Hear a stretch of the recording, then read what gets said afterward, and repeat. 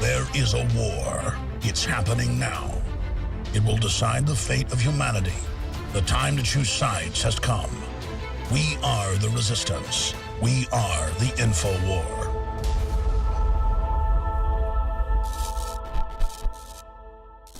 Welcome to the InfoWars Nightly News. I'm your host, Jakari Jackson. It's September 24th, 2014, and let's get straight into our news tonight. Now, I'm sure many of you, like us here at InfoWars, were very shocked by the information of the Sandy Hook shootings at the end of 2012, all the horrific things that went on that day.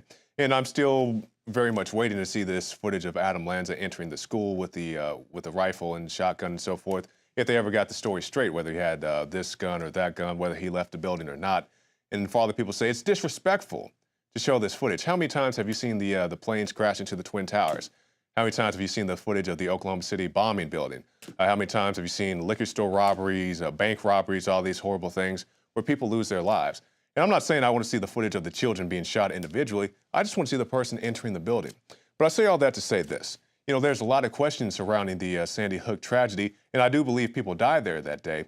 But if you look at the FBI's own crime statistics, they seem to view this a little differently.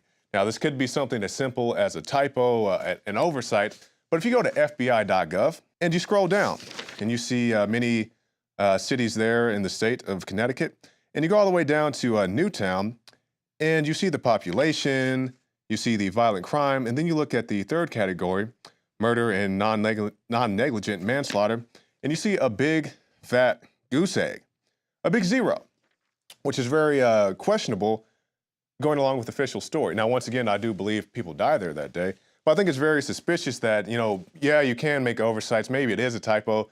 But that's a pretty big thing just to not click in your head like, oh, yeah, there's a bunch of people who died that day.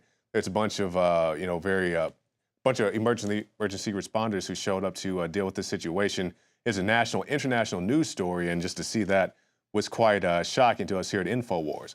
So we'll have Wolfgang Halbig on the Alex Jones Show, whether it's today, tomorrow, coming up very soon, probably by the end of the week. So stay tuned for that, and we'll talk more about this in depth. But something that you don't have to look hard to find, information about this war, this conflict with Syria. And now the Pentagon is promising that this could potentially be a forever war. On Wednesday, USA Today quoted Army Lieutenant General William Mayville, Director of Operations for the Joint Chiefs of Staff, who said that a forever war is a certainty. I would like to think of it in terms of years, Mayville said, of course referring to the Syrian conflict. And Obama said as much on Tuesday, this is not going to be something that is quick. It is not something that is going to be easy, he said. So you have Obama, I guess, learning his lesson from what was the situation in Libya. And Obama said at the time that, you know, this Libya conflict is going to take weeks, not months. And of course, it did take months, but, you know, I guess that makes no never mind to him. But I guess he learned his lesson. Now they're saying this could potentially take years, and I'm sure they want it to take years. And by they, I mean the military-industrial complex, the people who feed off this, the people, you know, who make the guns, who make the armor, who make the tanks. And I'm not saying any of those people are bad individuals. I own, you know, guns myself. But, you know, they want this thing, this perpetual state of fear so they can make whatever legislation they want to and also make a good deal of profit out of this. Also violate your constitutional rights. And we've also had Congressman Walter Jones come out and say, why do we have a constitution if you guys just keep violating? And that's a very good point, because he's not saying we should get rid of the Constitution. I think we should do the latter and get rid of the people who are violating our Constitution. This document, this living, breathing document that they have sworn to uphold, but just try to tear apart it every which way. And they say, well, I'm a constitutional professor, I'm a constitutional lawyer. I don't need you to nag me on these events, on these things in the Constitution. Well, yes, I'm sure you do know about the Constitution, and you found ways to circumvent it, if not completely destroy it. And that's what's happening in the United States of America today.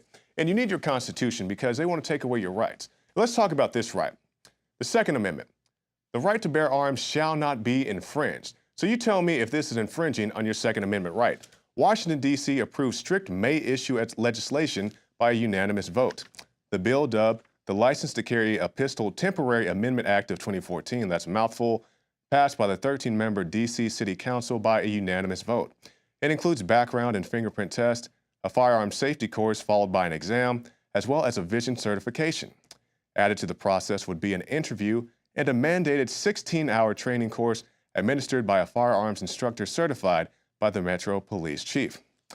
And this is the situation. When I got my concealed carry license back in Oklahoma, it was maybe a 6-hour course, and now they're saying they want you to go through 16 hours, 2 full days of training of certification to get your firearms. And people say, well, what's wrong with that? Well, when I got mine, you went in, you watched the video, you read, a few pages of a booklet, you took a test, then you go to the range to qualify. It's a pretty simple, largely painless proceeding. But now they're saying they want you to spend 2 full days to go get your concealed carry or just your gun in general, and they also said they want to have an interview with you.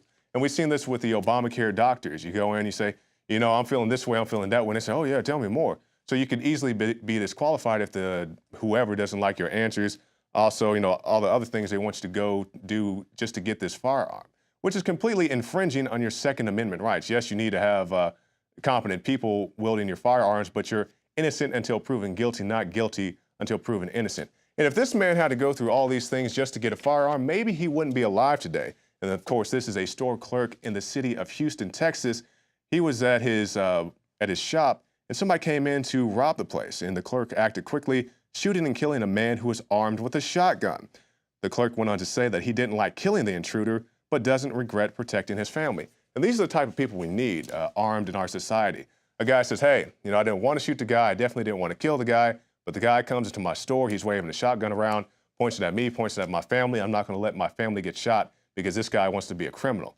And, I definitely respect the man's position. He didn't like killing the guy, but that's what he had to do to protect himself and his family, and I definitely support his right to defend himself. Hi, I'm Dr. Group. Today, I'm proud and excited to announce a new product to the InfoWars Life product line. Introducing the first proprietary oxygen-based intestinal cleanser, OxyPowder. Backed by real FDA-approved phase 1, 2, and 3 clinical trials.